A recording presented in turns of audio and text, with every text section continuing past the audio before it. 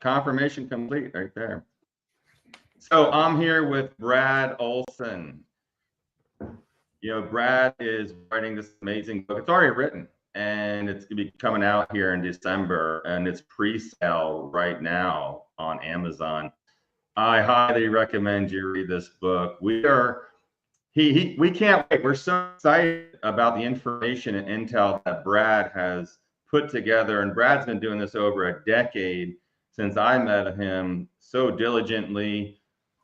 Huge sacrifices that he has made to be in the position he is as this world traveler and author and archaeologist, I'll say, because all the stuff that he has brought to the forefront, all of us out here want to know what's going on.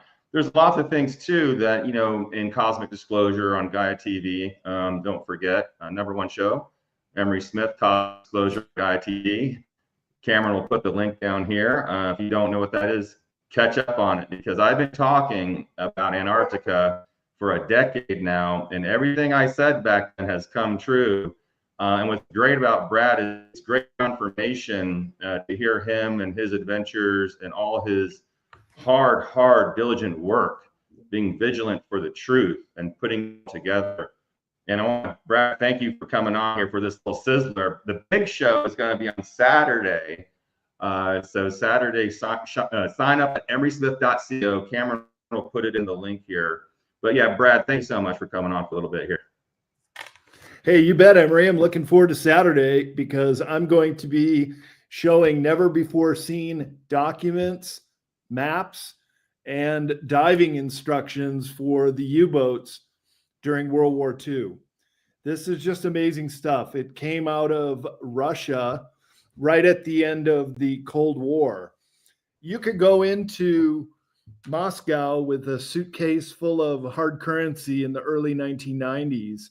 And that's when a lot of really incredible material came out. You could buy a alien autopsy video, which of course you're very well acquainted about. And you could get USO crash videos, which are now all on the video on the internet. But also these documents started coming out. They were just selling them on the black market. And there was a journalist who has just come out in the last few years and started showing it. And it hasn't been translated into English until very recently. I'm working with a research assistant in Europe who's fluent in German and can read in Russian. And we're putting all these pieces together for the new book. And I told you about it. And you said, hey, we got to get this on because you and I have known each other, about a decade. And we've both been talking about Antarctica for a long time. So a lot of secrets going on down there. And a lot of it is now just coming to the fore with this new research that I've been doing for the new book called Secrets of Antarctica, The Untold History in the Ice Continent. And it is available for pre-sale right now on Amazon, but won't be out until the end of December. No, yeah, it's fascinating. I got to preview it, and I'm so happy that you would like to do this show on Saturday to give everyone some of the information in your writings and discoveries. It's going to be pretty groundbreaking for a lot of the archaeologists around the world and a lot of the universities that I'm tied to, and they are very well aware of the work you're doing, which I find fascinating. Some of the things that you and I do, you'd be surprised of who's really listening and watching, and also doing their own investigation to fact check what we're saying, and also fact check where we're getting our intel from. You really are blessed to have had the connections. I don't know if you're allowed to talk about that, but I love the part where you're getting the documentation in Russian. You have this amazing translator, and to see how you're highlighting certain verbiages like the whole, if you know what I mean, is quite fascinating. Maybe you can talk about that.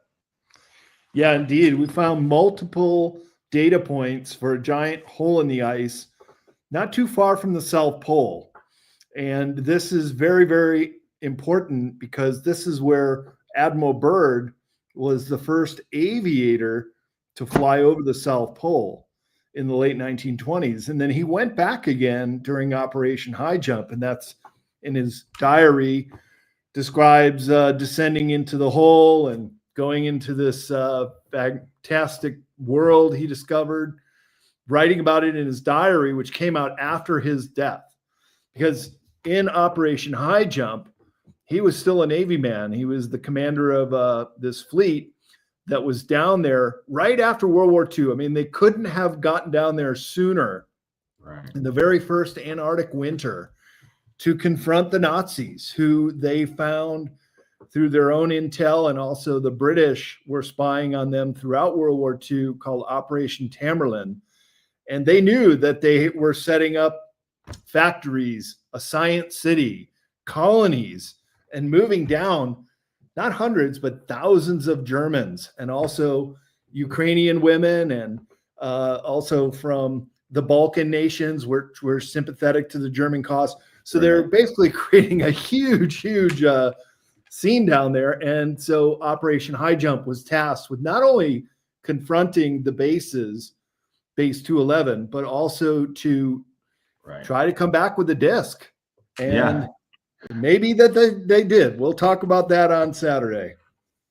Yeah, that's another fascinating point. I think the viewers are really going to get really engaged with this. It's such an engaging story, and the way you've outlined it with the timeline is incredible. To put all that together, your decade of work here, even longer, and have a timeline and then verify it with dates from, I don't know if I'm allowed to say this, the notebook and journals is, very incredible. And so I know how much work that takes.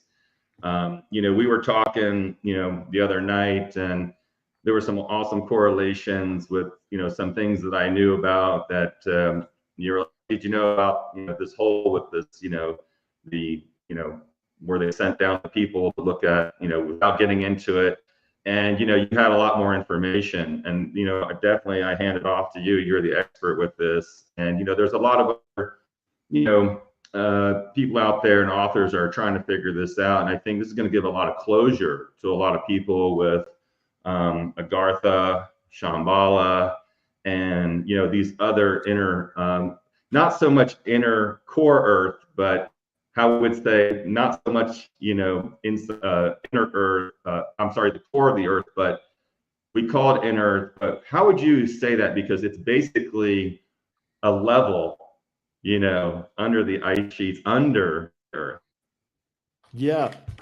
Well, in some of these maps of the U-boat captains to take their submarines there, it shows the under the ice route. So you'll have to go under the sea ice, and then the ice shelf. And then they found, or were given the information, how to navigate into this area well deep into continental Antarctica. In my presentation, I show Antarctica without the ice. And indeed, there are very deep and long fjords that cut into the continent.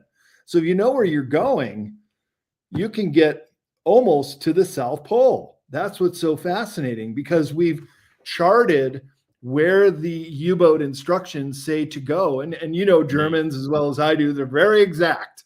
They like to give that kind of information in no uncertain terms. And so I found it very interesting that not only was this hole in the ice that Admiral Byrd discovered and flew down into during Operation High Jump, but within 100 miles of where these U-boat maps took the ships to go until they got to the lighthouse of Agartha. It says it right there in German on these official maps. So we're talking about inner Earth civilization. Whether it's under the continental landmass, it doesn't even need to be. It's just under 2 miles of ice, which is called the polar plateau. And well, we already know that there are deep underground military bases all over our country and around the world. So it should come as no surprise that the Germans also had this technology to go into the continental bedrock if they needed to. In fact, that's where they were going to build their first base 211. in the Mühlhoffmann Massif, which is in New Schwabenland. And we'll go over the German maps and give people a geography lesson about where the Germans set up and where Operation High Jump was tasked to confront the Germans just a little over a year after the end of World War II, going down there with a massive armada of ships that were all military ready men, and they got their ass handed to them. And we'll talk about the Battle of High Jump and what actually went down. And it's, as you see on the screen behind us, UFOs coming out of the water and confronting the armada of ships. Yeah, it was an incredible time. I can only believe being out there and watching this. I do have to give you props on, you had the flight path drawn out, you had the U-boat path drawn out, like you said, within 100 miles. You guys are going to see this on Saturday. Fascinating, how you do. I love the XYZ and where at the depth, and you just can't make this stuff up. And I think a lot of the people, once they see this, there's going to be a lot more questions, which we'll do a short Q&A probably after the show for those of you who want to know specifics. And I think it's just fantastic. You did a fantastic job on it, and really excited about it. Did you want to talk anything about some of the without divulging too much? Everyone's talking about there are different entrances. It's not just Antarctica. There was some correlations to Tibet and Australia. Yeah, well, there are entrances to inner Earth all over the place. I was just up in Mount Shasta for Lions Gate on 8/8, and that is rumored to be a massive one. And I've climbed in some of the lava tubes. Some of them, the Pluto Cave, goes for miles and miles and miles. So technically, you're in inner Earth when you're in some of these cave systems. And there are entrances all around the world. The really important one to the Germans was up on the Tibetan Plateau. And they were doing a series of excursions there in the 1930s, including one that came back in 1938 with information about how they could take the U-boat submarines well deep into Antarctica. And I think that is what precipitated the New Schwabenland excursions in 1938 and 1939. And that's when they already started moving down a whole bunch of equipment and personnel and really started to go full bore on these new colonies of German in a new state they called New Swabia. So it's just amazing. And on the back of the book, Emery, the tagline is, "All roads lead to Antarctica." Of course, no roads lead to Antarctica, but you get the point. And in fact, in mariner terms, the sea lanes are called roads. The capital of British Virgin Island is called Road Town. And again, it's just on an island. There aren't not very many roads in the island, but the roads were the sea lanes. So this is what the Germans were talking about too when they were building these maps and following the U-boat routes all the way from Hamburg, Germany to Antarctica without ever coming up with some of the most advanced submarines that were ever built. So the Germans were incredibly advanced with their technology, as you know. And a lot of that was submarine technology that came over here to this country with Project Paperclip Nazis as well. So there's a lot to be told here. I think 2 hours is only going to be scratching the surface, but we'll do the best we can. Yeah, especially with the hybridization of all the different pieces also we're going to cover, which is fascinating. A lot of people out there want to know about the Ariane and about how they came. We're going to be talking about that program and the races down there. There's a lot of questions about that. Also, maybe we can touch on the giants down there in South America, right? Yeah, absolutely. And I have a chapter in the new book about the Patagonian giants, who, when they met with the earliest sea captains like Magellan, they only came up to their waist. They were literal giants. And unfortunately, they're all gone. They're the Fueguean Indians of Terra del Fuego. Mhm. but they could be some of the survivors that kicked all the way back to times of Atlantis. In fact, in the book, I have some satellite images that were given to me by Dr. Michael Sala, the coordinates to look at. And indeed, there are whole city grids down there that both above the ice level on the continental landmass that doesn't freeze, but also below the ice, very symmetrical city-like grids that I have reproduced in the book. What about satellite images? Could you touch on, some of that? Oh yeah, for sure. I've been scouring Google Earth for a decade now. Anytime I get a tip on GPS coordinates, I'm all over it. But also finding other anomalies on the Antarctica continent, not only dish-shaped craft, and I've been on a couple TV shows, The Truth Is Out There, Ancient Aliens, but some of the other ones we talked about, some of the Google Earth findings, the Book of Secrets. And it's amazing how much stuff is down there and how little we know about this seventh continent on our Earth. It's the fifth largest continent. And so little is still known, even on the surface area, but certainly what's below it. And they've been doing these scans on the surface and also finding that there's a whole ecosystem down there, which could be replete with life forms that we still don't even know anything about. Yeah, it's just kind of this big white mass down there up until the Germans and then Admiral Byrd started photographing and charting out these land territories.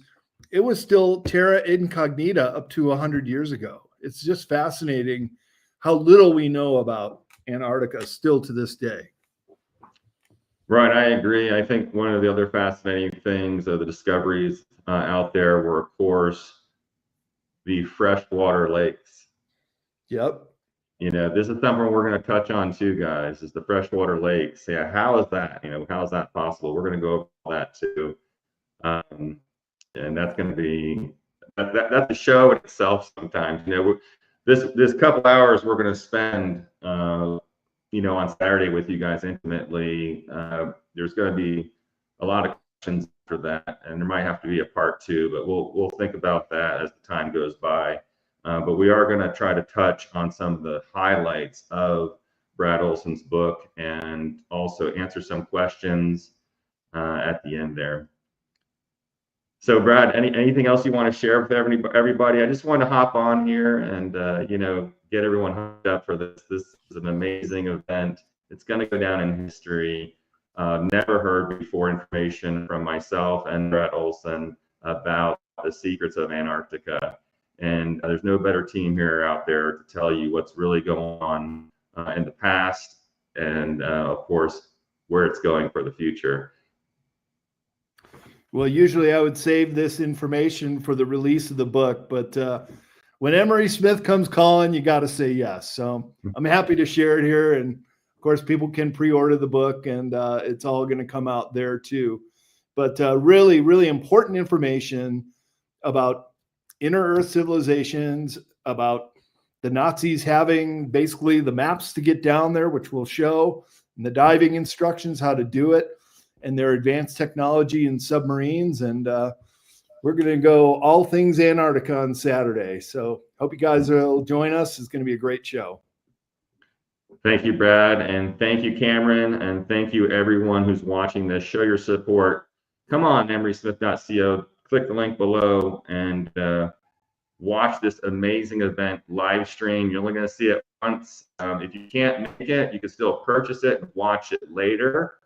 So there's a lot of people that maybe not have the time for this around the world. And you can stream this anywhere in the world. We do have different ways for you to do that, which you can write in on cosmicmarket3@gmail.com. And of course, the website you can go to is emerysmith.co. Brad, thank you so much for taking the time today and jumping on. I'm so excited about Saturday. We will definitely be in contact before then and be sharing some more information. You bet. I can't wait. And I'll share this around too. This is a nice little teaser to get people interested in the subject that we're going to cover. Great, great. All right. Thank you, Brad. You have a great day. Thank you, Cameron. We'll talk to you guys later.